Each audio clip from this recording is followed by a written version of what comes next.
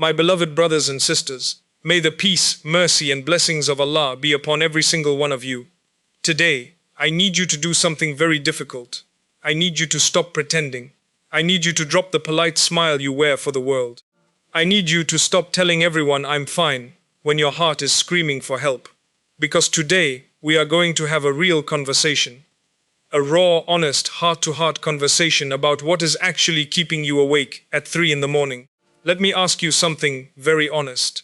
Something that might make you uncomfortable. When was the last time you truly slept through the night? When was the last time your mind was quiet? When was the last time you did not feel that tight, suffocating knot in your chest that whispers, something terrible is about to happen? You lie awake at 2, 3, 4 in the morning. The house is silent, the world is asleep. But your mind is running a marathon. You are calculating the bills you cannot pay.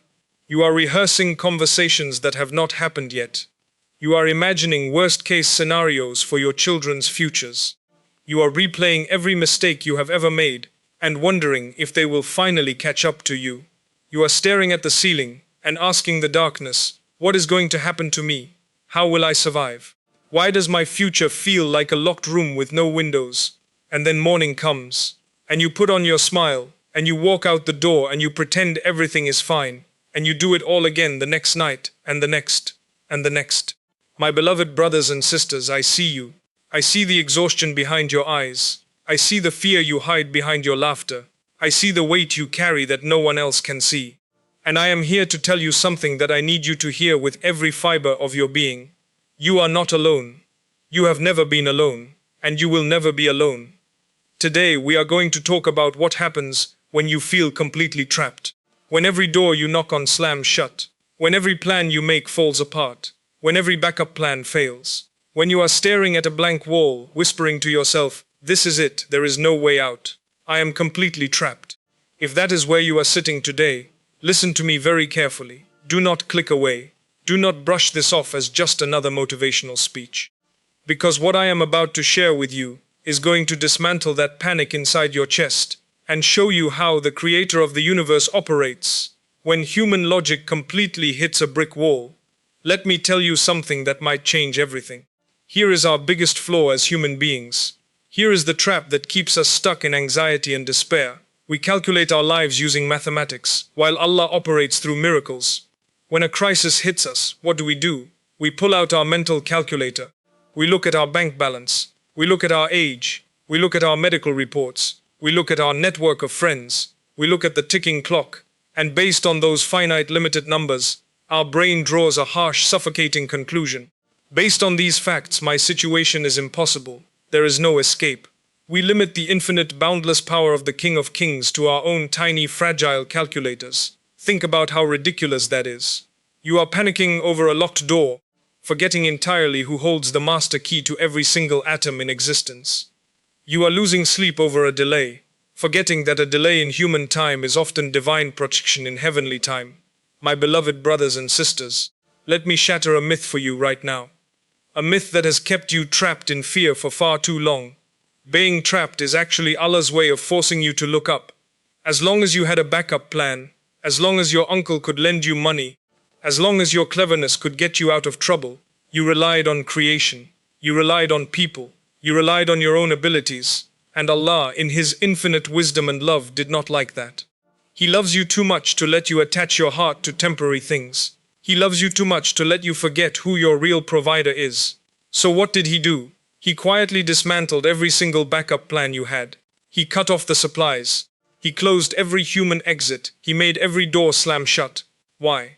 So that when you finally fall on your knees in the dark, there is no one left between you and Him. So that when you finally raise your hands in desperation, you are raising them only to Him. So that when you finally cry, you are crying only to Him. That is not punishment. That is love. That is Allah pulling you back to Him. That is Allah saying, my servant, you have been relying on everyone except me. Come back, I am here. I have always been here. Now let me take you on a journey.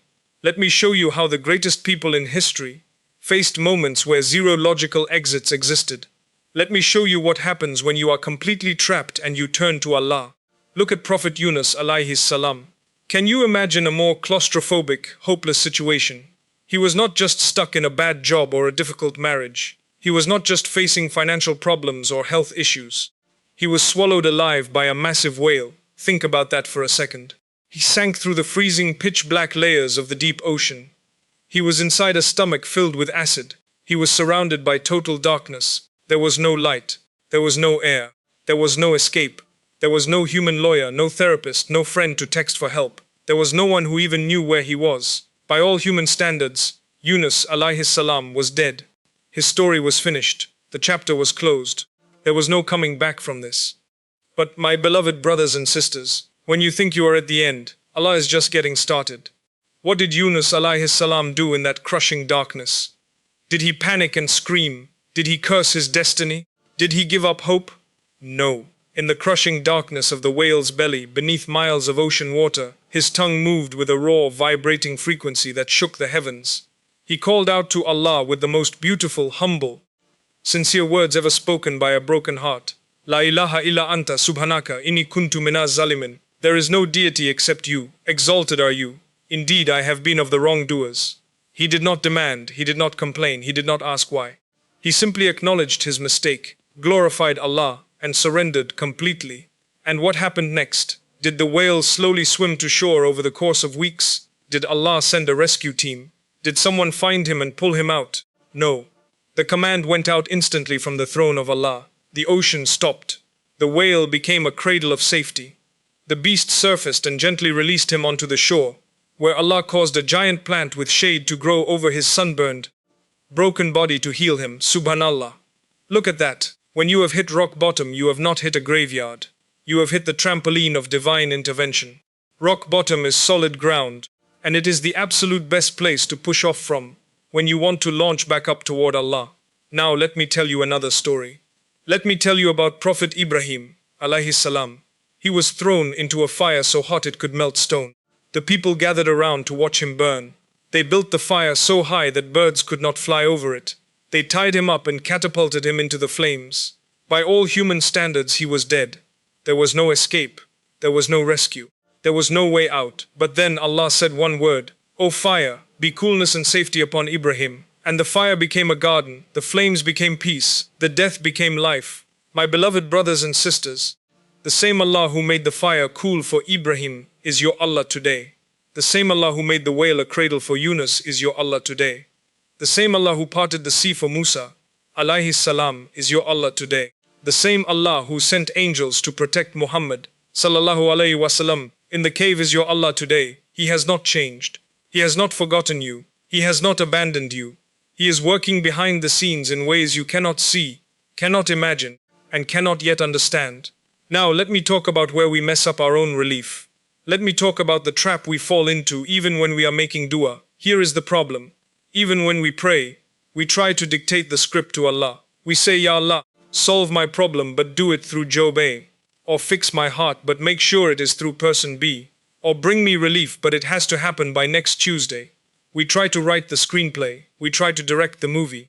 We try to play the main character all at once. And when Allah does not follow our messy script, we get frustrated. We think our prayers are not being answered. We think Allah is ignoring us. We think He has forgotten us. But my beloved brothers and sisters, listen to me very carefully. Your job is to cry on the prayer mat. Allah's job is to design the exit, and I promise you, His engineering is infinitely superior to your imagination. You are stressing over a closed door because you think that was your only option. Allah is sitting up above the 7 heavens, smiling at your panic, because He has already built a massive golden highway right underneath your feet. You just cannot see it yet because you are too busy staring at the locked door. Drop the control. Surrender the roadmap. Tell your anxious mind, I do not know how this gets fixed, but I serve a Lord who split oceans, revived bones reduced to dust, and turned fires into gardens of peace. If He can do that, my problem is nothing to Him. Now let me give you 3 mental shifts. 3 shifts that will transform your life from chronic panic to unshakable inner peace. These are not just ideas. These are practical, actionable steps you can start implementing today. Shift number 1. Stop negotiating with your anxiety. Anxiety is a liar. It whispers half-truths designed to paralyze your faith. It tells you you are never getting out of this debt. It tells you your marriage is over. It tells you you will be sick forever. It tells you no one loves you, and you believe it. You entertain those thoughts. You let them rent space in your mind. You let them dictate your emotions. My beloved brothers and sisters, you must evict those thoughts. The second they knock on the door of your mind, you must answer back with truth. When anxiety tells you, you are never getting out of this debt, your tongue must instantly answer back with, my provider is Ar-Razak, and his treasuries are overflowing. When anxiety tells you, you are alone, your tongue must answer back with, Allah is closer to me than my jugular vein. When anxiety tells you, this will never end, your tongue must answer back with hardship comes ease. With hardship comes ease. Do not entertain the negative thoughts. Do not argue with them. Do not try to rationalize with them. Simply replace them with the truth of who Allah is. Shift number 2. Treat every hardship as a private invitation. Next time a crushing wave of stress hits you, do not ask, why is this happening to me? Do not ask, what did I do to deserve this? Do not ask, why me? Flip the script. Say, Allah must want to hear my voice tonight. Treat the trial as a VIP invitation from the King of the universe. Treat it as Allah saying, my servant, I have not heard from you in a while. Come. Talk to me. Pour your heart out. I am listening. When you reframe your trials this way, everything changes. Tears of victimhood turn into tears of powerful spiritual intimacy. Pain becomes a bridge to closeness with Allah. Hardship becomes a gift wrapped in darkness. The Prophet Muhammad ﷺ said, when Allah loves a people, He tests them. So the next time you are tested, do not ask, is Allah angry with me? Ask instead, is Allah trying to bring me closer to Him? Shift number 3. Act like someone who trusts the ending. When you watch a movie, and the main character gets trapped in a dangerous situation, do you chew your nails off and cry because you think they will die? No, because you know it is a movie, and you know the hero always wins in the end. Well, my beloved brothers and sisters, your life is written by the author of the universe. The ending of your story has already been sealed with His mercy. The final chapter has already been written, and it ends with you in Jannah, inshallah, so act like it. Walk with your head up. Speak with quiet confidence. Let people wonder why you are not breaking under the pressure. Let your faith be your silent testimony to the world. When someone asks you, how are you holding up? Do not give them the long list of your problems. Smile and say, Alhamdulillah, Allah is taking care of me. When someone asks you, are you worried about the future? Say, no. My future is in the hands of the most merciful. When someone asks you, how can you be so calm when everything is falling apart? Say, because I know who holds everything together. That is the level of trust we need to cultivate. That is the level of peace we need to achieve. Now let me talk about something very practical. Something you can do starting today right now. That will immediately shift your emotional state. When you feel overwhelmed, when you feel trapped, when you feel like there is no way out, I want you to do 3 things. First, make wudu.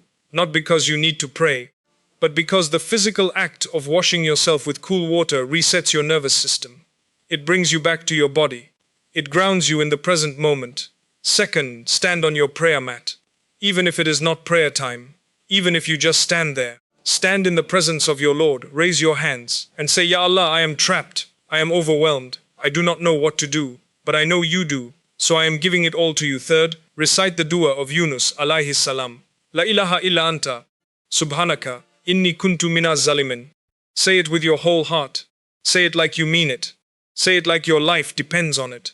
Because it does. The Prophet Muhammad ﷺ said, the supplication of Dunun Yunus, when he supplicated while in the belly of the whale, there is no deity except you. Exalted are you. Indeed, I have been of the wrongdoers. Indeed, no Muslim ever supplicates with it for anything. But Allah responds to him. No Muslim, ever, for anything. Allah responds. That is a promise from the Prophet Muhammad ﷺ, and he does not break his promises. And Allah does not break His promises, so recite it. Recite it again. Recite it again. And watch how Allah responds. My beloved brothers and sisters, let me leave you with this final thought. You are not stuck. You are being positioned. You are being prepared for a comeback story that will make people look at you and say, only Allah could have brought them out of that. The heavy storm raging outside your window, the financial numbers haunting your thoughts, the silence from the people you thought would always be there. None of it is bigger than the Lord who created the sky above you. Raise your hands right now, wherever you are sitting or listening to this. Whisper from the very depths of your soul, Ya Allah, my chest is tight, my mind is tired, I am out of options. But I know you are Al-Fatah, the opener of doors. Open a door for me where there is no wall. Grant me relief from directions I never calculated. Wrap my anxious heart in your eternal peace. Hold on to that hope. Guard your fajr, feed your soul. And watch how fast the Most Merciful turns your darkest night into the brightest dawn of your life. Ya Allah, to every person listening to these words who feels trapped, grant them relief. Ya Allah, to every person who feels overwhelmed, grant them peace. Ya Allah, to every person who has lost hope, restore their hope in you. Ya Allah, to every person who is crying in secret, wipe away their tears and replace them with joy. Ya Allah, open the closed doors. Ya Allah, light the dark paths. Ya Allah, ease the heavy burdens. Ya Allah, answer the hidden du'as. Ya Allah, heal the broken hearts. Ya Allah, bring relief to the suffering souls. Ya Allah, make us among those who trust you completely, who rely on you alone, who turn to you in every situation, who find their peace in your remembrance. Ya Allah, grant us the companionship of our beloved Prophet Muhammad, sallallahu alaihi wasallam, his pure wives, radiyallahu anha, his noble daughters, radiyallahu anha, and his righteous companions, radiyallahu anhu, in Jannat al-Firdaus, where there is no more pain, no more loss, no more tears, no more tests. Only eternal joy, only eternal peace, only eternal closeness to you, Ameen, Ya Rabbal Alameen.